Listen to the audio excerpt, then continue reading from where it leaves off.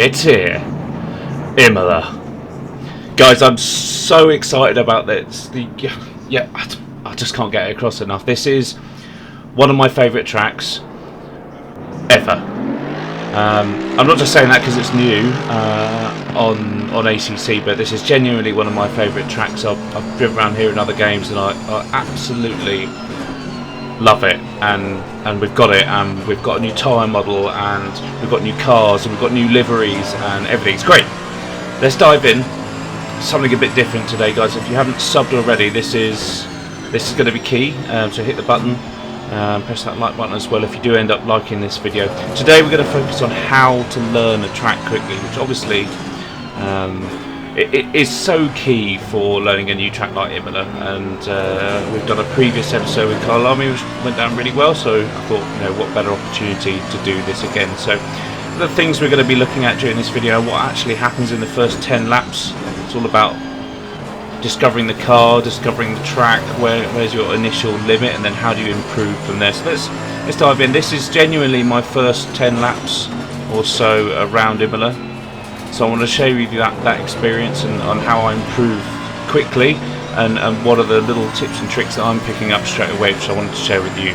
So coming to this second half, on first lap we've outbraked ourselves into the dreaded chicane, and we can already tell that those bumps, the yellow curves over the chicane, are going to be pretty nasty, so we need to make a mental note not to brake too late and go over them too hard. I think we're already thinking that corner is going to be about exit speed, as we've got a big old bump on the middle of that, or the start of that curve on the right hand side. Bottas corner, feel like we're definitely going to be going off there in the future, but it's the new tyre model swings out a little bit. I'd sort of spend 2 seconds talking about new tyre model, because apparently there's more rear grip, so when we stamp on the throttle, the back end of the car is going to swing round more.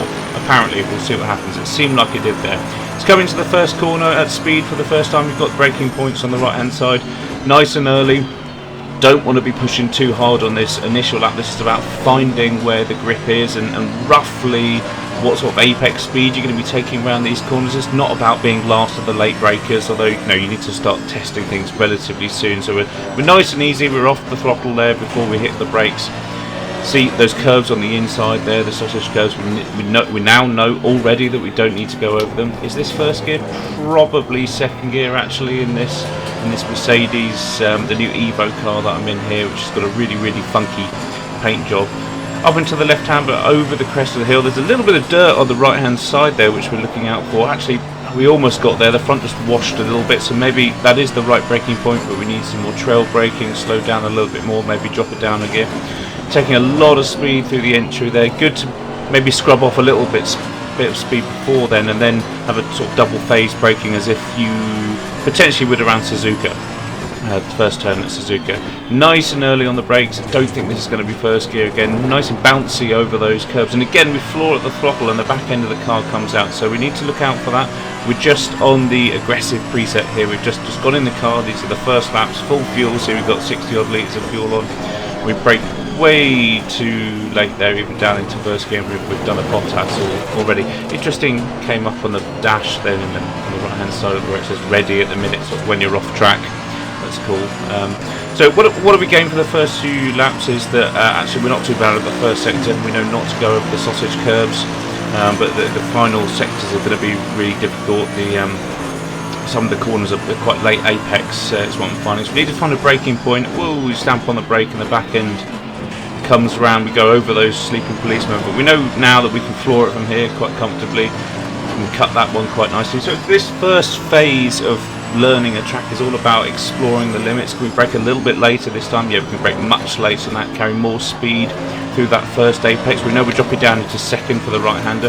There's a slip road on the right. Do we brake at the end of that? No, a little bit later. So next time we come around, we know, okay, there's a slip road, wait a second and then brake. So we're starting to gain momentum, starting to learn little elements each time we go round. So we're looking for that dirt on the right hand side again, maybe a little bit earlier this time. Okay, probably too early. Need to apex later. That's probably roughly the right speed around there, but we need to apex later. And this one's really tough. Where do we carry too much speed on the entry? Do we brake in a straight line? So going to need some experimentation there on how wide you can go. I imagine there's a bit of a red line there which You can go 2 wheels over but not fully over.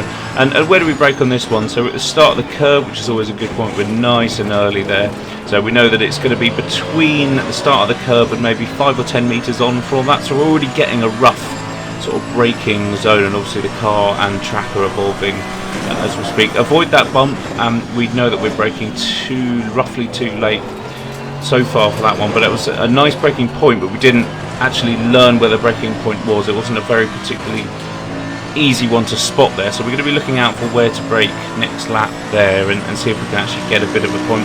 This first corner, again, not much respite here because the start finish straight has got a couple of kinks in it, so need to maybe straighten up our braking into this first corner, because last time the back end sort of stepped out on us a little bit under braking. So that was roughly right, pretty easy on the brakes there, so we know that was the right line. We just need to make it a little bit later, so we're building up that sort of schema of the track.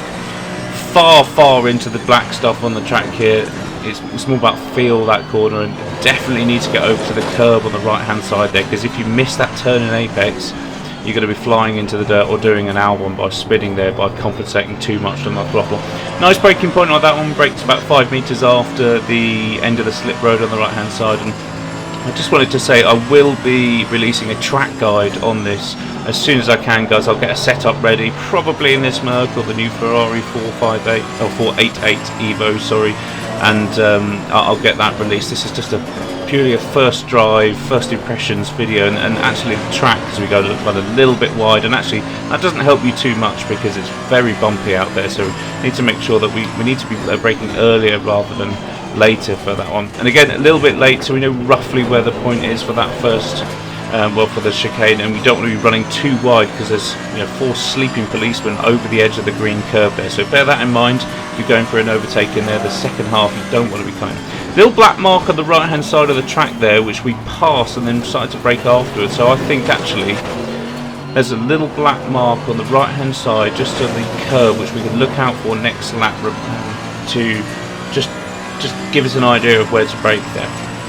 Let's try and look at this first corner together as well, and understand a braking point, because it's the first corner on any track is crucial, but especially to set the tone at the start of a race. You've got all the boards on the right hand side, but they're too late. I reckon there's a slip road on the right hand side, which is also going to be our friend on that first corner as a bit of a permanent braking marker. Remember, you don't want to be looking at things like clouds and shadows and things like that. You want to be looking at things which are on the track, which are permanent, which aren't going to move, so things like trees, signs, spots on curbs, braking markers, slip roads, all things like this, gantries, Marshall gantries, things like that, to give you an idea of where to brake, because those are the things that are always permanent. They're not going to move, so it's all about gaining where you brake in relation to that. Like that piece of dirt on the right hand side there, we're a little bit better around that left hand, and now we're starting to hook that corner up now. Getting used to the new tyre model as well. It does feel quite different, although it might be the car and the track. A little bit early on the brakes, and that put the back end out there, but we know roughly now that we can take that in 2 different ways, that corner. We can either trail brake it like the first corner of Suzuka, or we can brake in 2 phases. So we can brake, come down a gear, and then go around the first half of the right hander, and then brake again as we brake up the hill into the second half of the right hander down into second gear. So we're going to be seeing how that sort of pans out over the next couple of laps. We nailed the braking on the chicane then.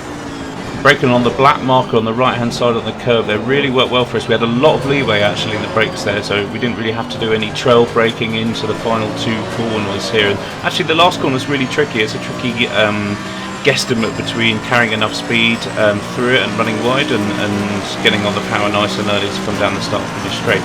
So again, looking out for this braking point on the first corner, there's we can bypass all of these signs on the right hand side. Not even sure whether there's a slip road just on the right hand side. We brake. Yeah, it's probably just after that slip road, and we'll look at it again next time round, and we're comfortably flat through this section. As long as you get that first braking corner right, that whole first section flows really nicely. Again, we're basically on the 50-metre board on the right hand side there, although it's quite difficult to look to the outside of the corner there, so it's more about feel. You can just see it in your peripheral vision. We're well after the slip road on the right hand side. Just trying this in first gear, so this is part of us building up a picture on how to go around this track, experimenting with the car, experimenting with the track, what TCS do we need to use, what gears are we in. So we're just before that little dirt mark on the right hand side. Could have turned in a little bit more, or gone on the throttle quicker, so swing that back end round there. So again, let's try a different line through here. So we just let off in 4th gear, then drop it through 3rd into 2nd for the right hander. Again, a little bit wide, so I think we need to scrub off some speed earlier in that corner, so make it more of a 2-phase braking. So just after the start of the curve on this one, we can take a lot of curve on the right hand side. I feel like already we can feel like this is more about getting a good exit from that chicane down into these final 2 corners. This is actually quite a considerable straight in terms of things, 150 miles an hour. We brake just after that black mark again. There's a lot of leeway there. We've run a little bit wide to try and carry too much speed through that apex, so I think that's roughly the right brake marker, or something we can use as a brake marker. But in this instance, I think, well, in that previous lap, we're just a little bit too hot into the corner, trying to take too many chances. We're starting to get a feel, you know, we're 6 laps in, we're starting to get a feel of what the car's doing around each corner. We need to brake in a straight line here just after the slip road. Again, that was too early. Flat through this right hander if we can, and the left hander, which sets us up on this sort of first little mini straight. Looking for the 50-meter board on the right hand side, although really it's difficult to see. It's more about feel for this one. Carry over 100 miles an hour into the right hander. Make sure you get on the curve on the left hand side early in the power to swing the back of the car around. Well past the slip road, keeping this in 2nd gear now. Got a little bit wider there, the back end just coming round on us there, which we didn't expect. 3/10 up on our timers already. We're sort of into the 43, low 43s, high 42s. I think we should be looking really for 41s with this sort of fuel round here, even with the aggressive preset at some stage. We'll keep an eye on how we get on with that one.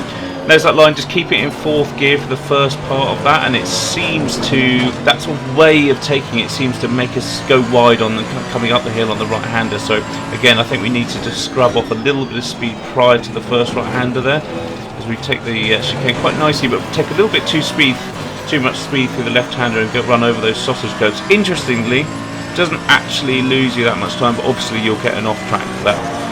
That black marker again on the right hand side seems to be the way forward. Much more trail braking there for me, which gets the nose in. It keeps the weight on the nose, so we really don't replicate it into the final corner. And there's really, look how much time we lose there. So we were 7/10 up, basically best part of half a second, 0.6 of a second, just by running a little bit wide in that final corner. So again, something to note for a race.